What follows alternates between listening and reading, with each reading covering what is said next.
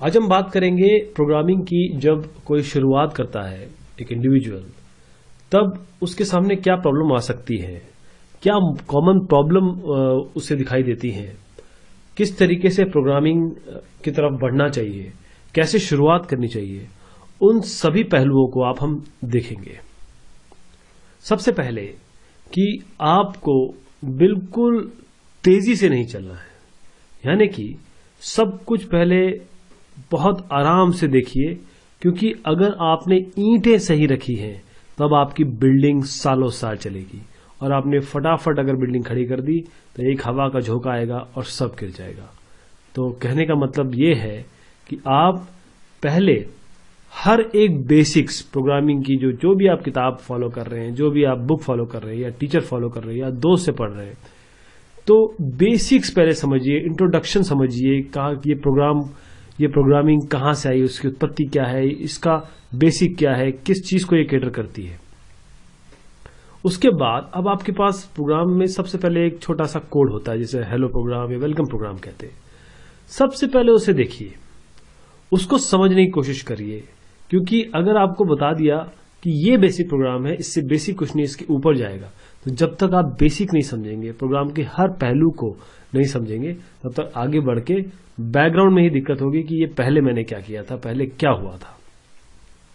उसके बाद आपके पास जब कोड धीरे धीरे आप सीखने लगे, आपने हेलो के बाद टेस्ट बनाया या नंबर वगैरह प्रिंट करने के प्रोग्राम बनाए, उसके बाद आप क्या करेंगे, उसे रन कराइए। देखिए होता क्या है, लोग देख लेते हैं और देख के समझते हैं कि मैंने इसे देख लिया, अब मुझे याद रहेगा, लेकिन ऐसा नहीं है। आप जब तक साइकिल नहीं चलाएंगे, साइकिल सीखने के लिए उस पर बैठेंगे नहीं, तब तक आप गिरेंगे नहीं, और जब गिरेंगे नहीं तब तक आप उसे सीखेंगे नहीं। मैं जरूरी ये नहीं कह रहा हूं कि आदमी जो साइकिल चलाना शुरू करता है वो गिरता ही है, मैं एक एग्जांपल दे रहा हूं। इसीलिए आपको वो कोड खुद लिखना है और खुद रन कराना है, और लिखने की बात तो मैं आगे करूंगा, चलाना जरूर है, उसे कंपाइल रन कराना है, ताकि वो दिखता कैसा है, उसका आउटपुट क्या आ रहा है। उसके बाद आप खुद अपना कोड लिखिए, एक एक लाइन खुद लिखिए। क्या होता है कि आप कहीं से कॉपी पेस्ट करके चलाने की कोशिश करते हैं, आप देखते हैं हाँ ये रिजल्ट आ गया, लेकिन हमें रिजल्ट से ज्यादा मतलब नहीं है। हमारा जो मेन एम है वो हम खुद लिखें, एक एक चीज टाइप करें, देखें क्या क्या एरर आती है, क्या क्या प्रॉब्लम आती है, क्योंकि जो प्रॉब्लम आप खुद फेस करेंगे वो आप आगे नहीं करेंगे। और जब आप आगे बढ़ेंगे इस चीज में, जब आप प्रोग्राम लीडर बनेंगे, प्रोग्राम मैनेजर बनेंगे, फिर आप कंपनी लीडर भी बन सकते हैं, तब आपको ये पता रहेगा कि मैं जिस तहत आया हूं, जिस स्टेप से आया हूं, उन लोगों को क्या क्या दिक्कत हो सकती है, क्या क्या परेशानी हो सकती है, उनको आप गाइड भी कर सकते हो। तो इसलिए अपना प्रोग्राम लिखिए। दूसरी चीज, डिबगर, ये सबसे इंपॉर्टेंट है लर्न करना। मैंने 99% लोगों को देखा है कि वो एक प्रिंट की लाइन लिख देते हैं, उससे चेक करते हैं कि प्रोग्राम में क्या एरर है। ऐसा नहीं, आपको जो भी आप आईडीई यूज कर रहे हैं, चाहे आप डेवलपर C++, चाहे आप कोड ब्लॉक्स, चाहे जावा के लिए आप इक्लिप्स कर रहे हैं, सी के लिए आप टर्बो कर रहे हैं, जितने भी आपके आईडीज हैं उसमें आपके पास डिबगर होता है। डिबगर मान लीजिए जो प्रॉब्लम आती है उसको दूर करने का टूल। तो आपके पास टूल की अवेलेबिलिटी है, आप उसको पहले लर्न करें। उससे क्या होगा, आपके फटाफट आप एरर पकड़ेंगे और फटाफट एरर दूर होगी। वरना आप हर एक लाइन पे जा जाके प्रिंट कराएंगे या फिर अपने दिमाग में सोचेंगे क्या एरर की हो सकती है यार। इससे बेटर ये है कि आप डिबगर या वो टूल के बारे में अच्छे से जानें। अब नए प्रोग्राम में है कुछ प्रॉब्लम्स फेस करते हैं, कुछ एक जनरल प्रॉब्लम है जिसको वो फेस करते हैं, तो उसका सोल्यूशन क्या हो सकता है उसके बारे में देखते हैं क्या हो सकता है। सबसे पहले आप गियर अप हो जाए। सेटअप यानी कि आपके पास एक अच्छा सा कंपाइलर, उसके साथ एक ट्यूटोरियल देखिए, आप वेब पे भी देख सकते हैं, इंटरनेट पे भी देख सकते हैं, आपके दोस्त हो सकते हैं जो आपको सिखाते हैं, किसी अच्छे टीचर पे जा सकते हैं, किसी कोचिंग इंस्टीट्यूट में जा सकते हैं, या आपके कॉलेज में अच्छी पढ़ाई अगर आप हो रही है तो आप college is the best place to learn. तो सबसे पहले एक अच्छा कंपाइलर लीजिए, प्रोग्रामिंग ट्यूटोरियल लीजिए, पूरा एनवायरनमेंट बनाइए, तब शुरू प्रोग्राम लिखने की सोचिए या करने की सोचिए। उसके बाद आपका जो थिंकिंग है वो प्रोग्रामर जैसी होनी चाहिए। ऐसा नहीं हमें कि हम कुछ रट के या समझ के याद करके लिख लें, ऐसा नहीं। अब आपको लॉजिक लगाना है इसमें। प्रोग्रामिंग मीन्स लॉजिक, आपकी एप्टीट्यूड की टेस्टिंग है यहाँ पे। तो आप क्या करिए कि देखिए, एक एग्जाम्पल मैं आपको देना चाहता हूं कि एक कमर्शियल आया, उसमें कार वॉश का था, कार को धोने का था। सारी कार अच्छे से धुल गई, लेकिन एक छोटा सा जो फॉर्म है उसका पोर्शन थोड़ा सा दिखाई दे दिया, रखा रह गया। तो होता क्या है कि आप अगर आगे चल के बहुत अच्छे प्रोग्राम बनते हैं, आप कोई मिसाइल लॉन्च करते हैं या कोई एक सैटेलाइट लॉन्च करते हैं, और मान लीजिए आप एक छोटी सी प्रोग्रामिंग की एरर आपकी हो गई, तो लाखों करोड़ों का नुकसान हो जाएगा, साथ में आपकी इतनी मेहनत सारी बेकार हो जाएगी। तो इसलिए जो छोटी सी एरर भी हो सकती है ना, उस पर भी ध्यान दें और बेस्ट और बिल्कुल क्लीन प्रोग्राम बनाने की कोशिश करें। कंपाइलर एरर मैसेज, अब जब आपके एरर मैसेज आएंगे, जब आप प्रोग्राम करेंगे तो आपको एरर मैसेज आ जाएंगे। आप बोलेंगे यार इतने सारे एरर मैसेज आ गए, लेकिन कंपाइलर तो आपका दोस्त है नहीं, वो तो नहीं जानता, वो तो आप जो लिखोगे वैसा रिजल्ट देगा। तो कंपाइलर ज्यादा एरर दे रहा है, इसका मतलब ये है कि आपकी प्रॉब्लम में कहीं ना कहीं सिंटेक्स की प्रॉब्लम है, कहीं लॉजिकल प्रॉब्लम है, उसको समझने की कोशिश करिए। तो कंपाइलर लिंकर एरर आ सकते हैं, बहुत ज्यादा आ सकते हैं। अगर आपने बहुत बेसिक्स आपके क्लियर है तो मेरे ख्याल से आप इसको समय रहते दूर कर पाएंगे। फिर डिबगिंग, अगर उसी पे मैं आ गया कि आपकी जो प्रॉब्लम आती है उसको दूर करने के लिए क्या करेंगे। डिबगिंग टूल, ये आपकी स्किल इसमें आप बढ़ाइए। प्रोग्रामिंग से ज्यादा बेहतर है कि जो टूल है उसका डिबगर आपको, उस पर कमांड होना चाहिए कि कहाँ आपको ब्रेक पॉइंट लगाना है, कहाँ आपको लूप थ्रू करना है, लूप इन करना है। ये चीज बहुत इंपॉर्टेंट है। हो सकता है कि ये मुश्किलात दे स्टार्टिंग में, एक बार आप पारंगत हो गए तो बहुत अच्छी आप प्रोग्रामिंग फटाफट कर सकते हैं और डिबग कर सकते हैं उसको। फिर डिजाइनिंग ऑफ प्रोग्राम, देखिए प्रोग्राम केवल लिख, आप आए, आपने आईडी खोला या जैसे डेवलपर C++ खोला, फटाफट प्रोग्राम बनाना शुरू कर दिया, ये अच्छी तकनीक नहीं है। सबसे पहले आप क्या करें कि प्रोग्राम को दिमाग में डिजाइन करें, पेपर पर डिजाइन करें।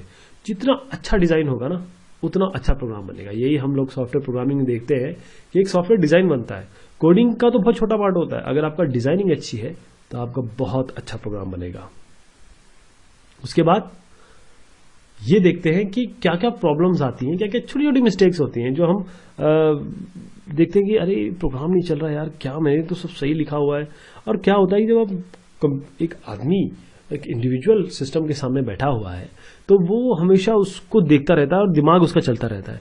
तो क्या होता है कि वो उसके यूज्ड टू हो जाता है। तो थोड़ा ब्रेक भी ले सकते हैं, आप किसी दोस्त को बुला सकते हैं। लेकिन अगर ऐसा नहीं आपके पास पॉसिबिलिटी है तो मैं आपको 2-4 मिस्टेक्स बताता हूं जो अमूमन आती है, उस पर आप ध्यान दे सकते हैं।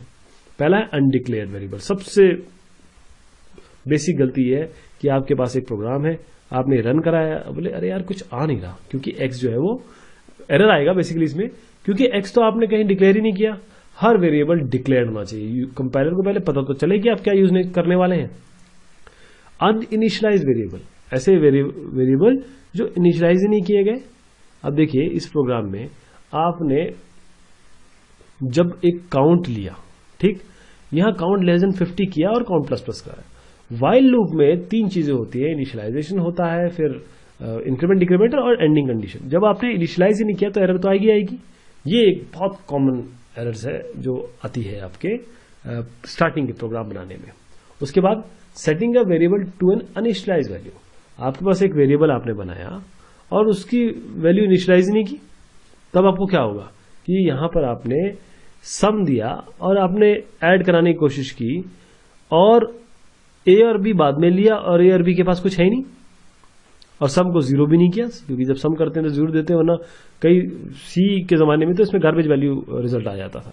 तो वैल्यू देने से पहले ये सम की लाइन यहां आनी चाहिए, यूजर से पहले लीजिए, बाद में सम कराइए। तो ये कॉमन एरर हो सकती है। उसके बाद using a single equal sign to check. हमें आदत क्या होती है, इक्वल मतलब सिंगल इक्वल। बार बार हमने देखा है, हम सालों से केवल इक्वल मतलब सिंगल इक्वल देखते आ रहे हैं। डबल इक्वल हमको प्रोग्रामिंग में आके पता चलता है। तो अगर आपने इस तरीके से कर दिया कि while X is single equal to Y, तो ये जो लूप है आप सोचते रह जाएंगे कि यार ये लूप बंद क्यों नहीं हो रहा है, ये लूप चलता ही रहेगा चलता ही रहेगा।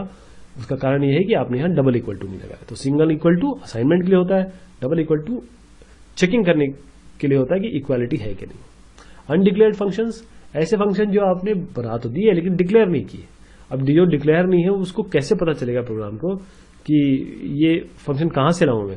जो डिक्लेयर्ड है वो ऑलरेडी stdio डॉट एच या iostream डॉट एच जो ऊपर में आपने लगाया है वो इंक्लूड किए हैं, उसमें तो मिल जाएंगे। लेकिन आपके पास जो है नहीं, जैसे ये मेन्यू है, यहाँ आपको इसको बनाना पड़ेगा ना, डिक्लेयर करना पड़ेगा, बताना पड़ेगा कि कंपाइलर को कि देखिए आगे मेन्यू करके कुछ आने वाला है, ये तो आपने बनाया है। मेन कंपाइलर को पता है, सिस्टम को पता है, लेकिन मेन्यू तो नहीं पता ना, तो इसीलिए ये प्रॉब्लम आ सकती है। एक्स्ट्रा सेमीकॉलन्स, अब देखिए सेमीकॉलन तो लगाना ही लगाना है। अब सेमीकॉलन की इतनी आदत पड़ जाती है कि हर लाइन के बाद हम सेमीकॉलन लगा लेते हैं। अब फॉर के बाद अगर हमने सेमीकॉलन लगा दिया तो पता है आपको ये क्या वैल्यू आएगी इसकी, इस पर्टिकुलर एग्जाम्पल की वैल्यू आएगी x इक्वल टू 100, जबकि आप चाहते क्या है 0 से लेकर 99 तक आए, लेकिन x स्क्वायर प्लस प्लस करके यहाँ पर सेमीकॉलन है ना, तो ये सी आउट तभी होगा जब ये पूरा 0 से लेकर 100 तक चल जाएगा। तो x की वैल्यू 100 मिल गई और फिर ये x को 100 प्रिंट करेगा। तो ये एक्स्ट्रा सेमीकॉलन से बची, खासतौर पर फॉर के और जो कंस्ट्रक्ट जहां पर हम सेमीकॉलन नहीं लगाते। ओवरस्टेपिंग एरे बाउंड्री, अब ये बहुत इंपॉर्टेंट चीज है। सी प्रोसेस में बहुत सारी दिक्कत आती है इसमें। आपका एरे का आपने एक साइज डिफाइन किया, ठीक है साहब 10, और आपने लूप तो लिख दिया और आप बोल रहे हैं बिल्कुल सही लिखा हुआ है, लेकिन देखिए इस लूप में तो 1 से लेकर आप 10 पर पहुंच गए और दिक्कत क्या है कि आपने तो 11 वैल्यू ले ली और यहां पर क्योंकि 0 से शुरू होता है वो, और यहां पर है ही 10, तो यहां एक दिक्कत आ जाएगी। एरे की बाउंड्री वैल्यूज को बहुत ध्यान से देखिए। एरे जब आगे बढ़ जाता है तो कोई एरर मैसेज नहीं आती है, ये सबसे इंपॉर्टेंट चीज है किसी प्रोग्रामिंग लैंग्वेज की। तो आपको अपने एरे की बाउंडिंग वैल्यू चेक करना ये आपकी जिम्मेदारी है, और एक बहुत कॉमन प्रॉब्लम है, बल्कि ये तो मैं कहूंगा कि बहुत बड़ी लॉजिकल प्रॉब्लम है। मिसयूजिंग द एंड और ऑपरेटर्स, अब इसमें क्या होता है कि जब हम एंड और ऑपरेटर यूज कर रहे हैं तो एक ये एग्जांपल देखिए, यहाँ not value equal to 10, value equal to 10, तो ये लूप चलता ही रहेगा। लोग बोलेंगे यार ये क्यों रुक क्यों नहीं रहा है? उसका कारण ये है कि जब आपने नॉट वैल्यू इक्वल टू 10, तो 10 तो है ही, तो ये चलता ही रहेगा, अब कभी आएगा ही नहीं।